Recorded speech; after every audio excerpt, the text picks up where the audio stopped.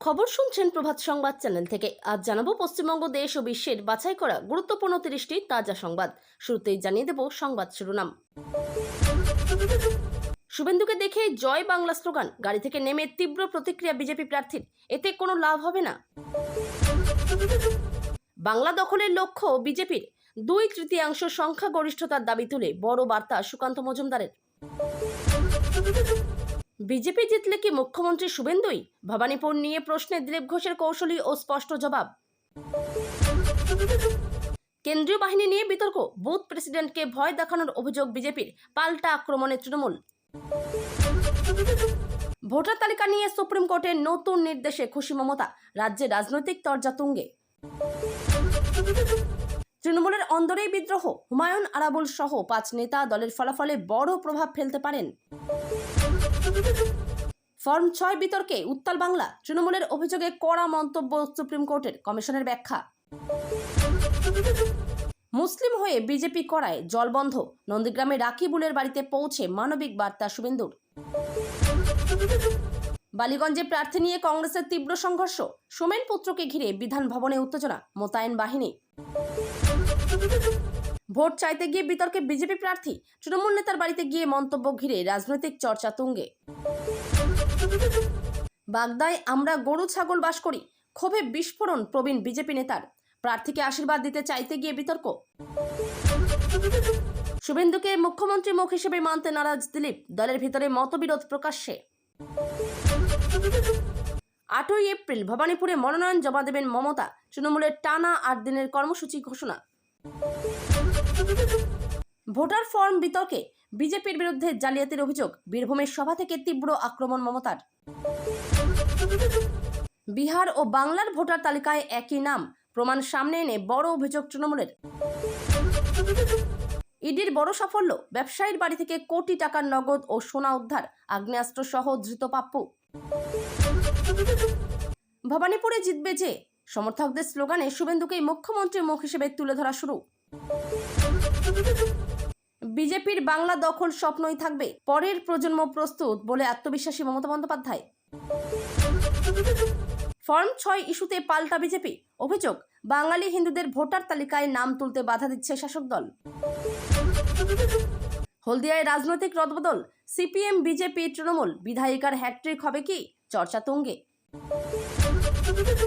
শিক্ষকদের জন্য বড় স্বস্তির ইঙ্গিত, টেট বাধ্যতামূলক তুলে দিতে নতুন আইন আনতে পারে কেন্দ্র।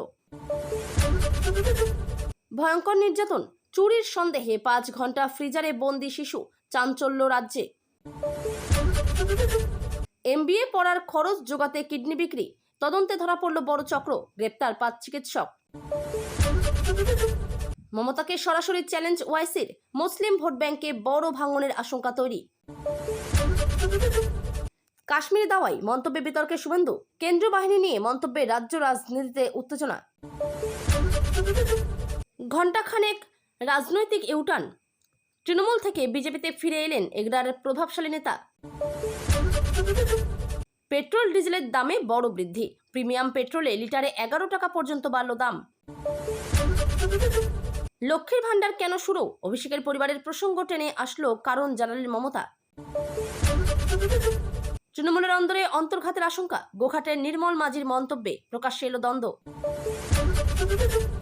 মুর্শিদাবাদে কংগ্রেসের চরম অশান্তি, প্রার্থী ঘোষণা না হওয়ায় জেলা সভাপতিকে আটক করলেন কর্মীরাই। এতক্ষণ শুনছিলেন সংবাদ শিরোনাম। বিস্তারিত খবর শোনানোর পূর্বেই আপনাদের কাছে করব একটি ছোট্ট অনুরোধ, আমাদের চ্যানেলে নতুন হয়ে থাকলে চ্যানেলটি সাবস্ক্রাইব করে পাশে থাকবেন। আসছি বিস্তারিত খবরে। পশ্চিমবঙ্গের নির্বাচনী আবহে ফের উত্তপ্ত রাজনৈতিক পরিস্থিতি তৈরি হলো শুভেন্দু অধিকারীকে কেন্দ্র করে। একটি এলাকায় প্রচারে গেলে তার গাড়ি ঘিরে কিছু মানুষের জয় বাংলা স্লোগান শোনা যায়। এই স্লোগান মূলত তৃণমূল সমর্থকদের রাজনৈতিক পরিচয়ের প্রতীক হিসেবে পরিচিত। ঘটনার সময় শুভেন্দু অধিকারী গাড়ি থেকে নেমে সরাসরি প্রতিক্রিয়া জানান। তিনি বলেন, এইসব করে কোনো লাভ হবে না, মানুষ সব বুঝে গেছে। এই মন্তব্যের পরেই পরিস্থিতি আরও উত্তপ্ত হয়ে ওঠে। বিজেপি সূত্রে দাবি, এটি পরিকল্পিতভাবে উস্কানি দেওয়ার চেষ্টা। অন্যদিকে তৃণমূলের বক্তব্য, সাধারণ মানুষই এই স্লোগান দিয়েছে। ঘটনাস্থলে কিছু সময়ের জন্য উত্তেজনা তৈরি হলেও পরে পরিস্থিতি নিয়ন্ত্রণে আসে। নির্বাচনের আগে এই ধরনের ঘটনা রাজনৈতিক চাপানোতর আরও বাড়িয়ে তুলেছে। বিশেষজ্ঞদের মতে, এই ধরনের প্রতীকী সংঘর্ষ ভোটের আগে মেরুকরণ বাড়াতে পারে। শুভেন্দুর মন্তব্যে স্পষ্ট, তিনি কোনো ধরনের স্লোগান রাজনীতিকে গুরুত্ব দিতে চাইছেন না। এই ঘটনার সামনে আসার পর রাজ্য রাজনীতিতে নতুন করে বিতর্ক শুরু হয়েছে। এখন দেখার বিষয় এই ইস্যু ভোটের ফলাফলে কতটা প্রভাব ফেলে। পশ্চিমবঙ্গ বিধানসভা নির্বাচনকে সামনে রেখে বড় দাবি করলেন বিজেপি রাজ্য সভাপতি সুকান্ত মজুমদার। তিনি সরাসরি জানিয়েছেন, বিজেপি এবার 2/3 সংখ্যাগরিষ্ঠতা নিয়ে সরকার গড়বে। সুকান্তর দাবি, রাজ্যের মানুষ পরিবর্তন চাইছে। দুর্নীতি, বেকারত্ব ও আইন শৃঙ্খলার অবনতিতে ক্ষুব্ধ মানুষ, এমনটাই তার বক্তব্য। তিনি আরো বলেন, তৃণমূলের বিরুদ্ধে জনরোষ এবার ভোট বাক্সে পড়বে। বিজেপি সংগঠনকে শক্তিশালী করে গ্রামে গ্রামে পৌঁছানোর পরিকল্পনা নিয়েছে বলেও জানান তিনি। অন্যদিকে তৃণমূল এই দাবিকে অবাস্তব বলে কটাক্ষ করেছে। তাদের মতে বিজেপি বাস্তবতা থেকে অনেকটাই দূরে রয়েছে। রাজনৈতিক মহলের একাংশ মনে করছে এই ধরনের বড় দাবি কর্মীদের উজ্জীবিত করার কৌশল। একই সঙ্গে ভোটারদের মনস্তত্ত্বেও প্রভাব ফেলতে পারে এই বার্তা। বিশেষজ্ঞদের মতে 2/3 সংখ্যাগরিষ্ঠতা পাওয়া সহজ নয়, তবে এই আত্মবিশ্বাস বিজেপির আগ্রাসী প্রচারের ইঙ্গিত দিচ্ছে। এখন নজর থাকবে এই দাবি কতটা বাস্তবে রূপ পায়।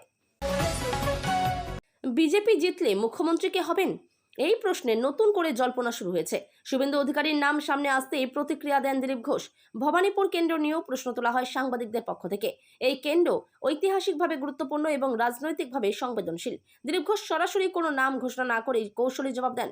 তিনি বলেন, দল সিদ্ধান্ত নেবে, এখনই কিছু বলা ঠিক নয়। এই মন্তব্যের পর রাজনৈতিক মহলে নতুন করে আলোচনা শুরু হয়েছে।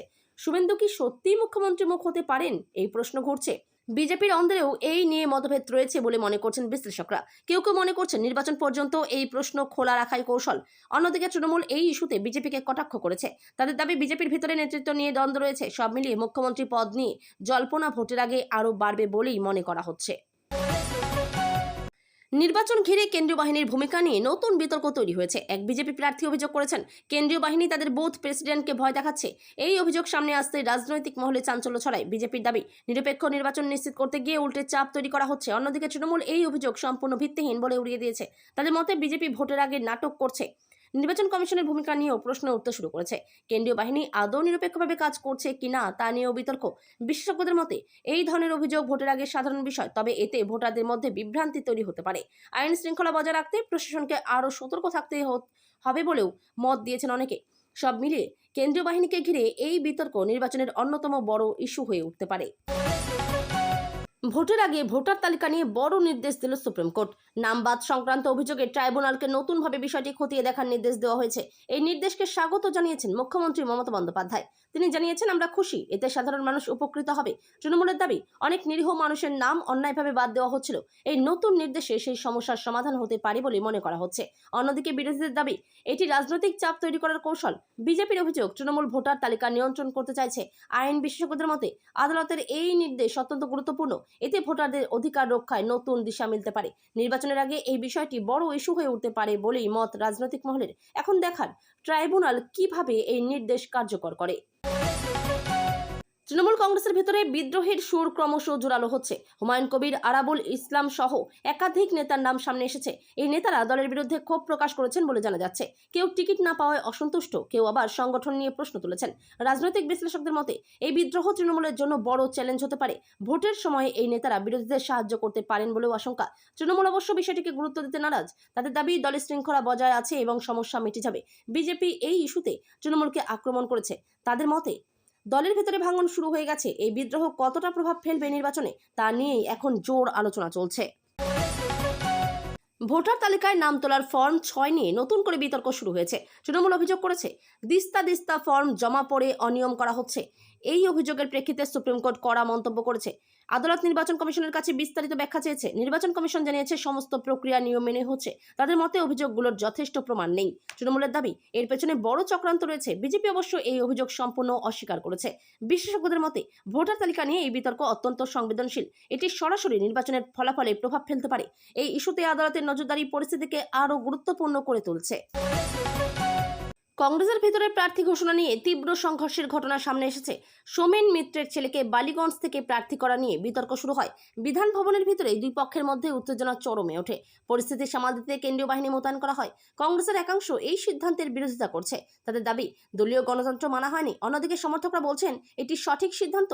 এই নিয়ে দলের ভিতরে বিভাজন স্পষ্ট হয়ে উঠেছে। রাজনৈতিক মহলে মনে করা হচ্ছে এই ঘটনা কংগ্রেসের জন্য নেতিবাচক বার্তা দিচ্ছে। ভোটের আগে এই ধরনের অশান্তি দলের সংগঠনে প্রভাব ফেলতে পারে। সব মিলিয়ে বালিগঞ্জ কেন্দ্র এখন নতুন করে রাজনৈতিক কেন্দ্রবিন্দুতে।